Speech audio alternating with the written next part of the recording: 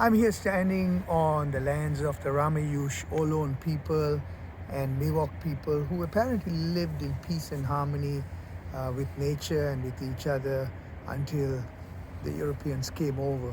And I guess they must have got surprised. And then, of course, behind me is the Golden Gate Bridge in San Francisco.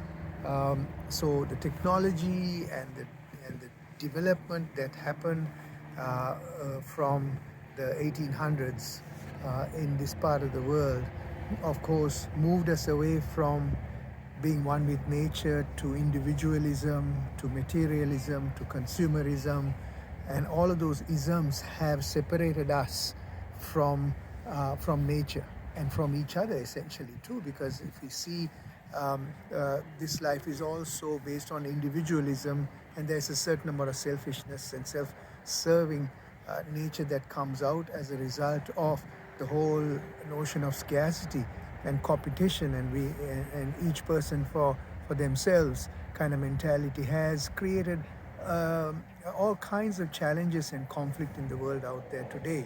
So when we think about the indigenous wisdom, which is very similar to the wisdom of the East from through the Vedic and the Harappan civilizations, and Buddhist wisdom is about one with nature. And how do we acknowledge our oneness with nature? For me, the mindfulness practice is an elegant way of acknowledging our oneness with nature. As soon as I go into my breath, I realize where it's coming from, and I realize my interbeing, my interconnectedness. So all of that then helps me to find some balance with the technology and with all of this that's surrounding us, which is also making our lives comfortable. But the main thing is, how do we find the power of balance in all of this?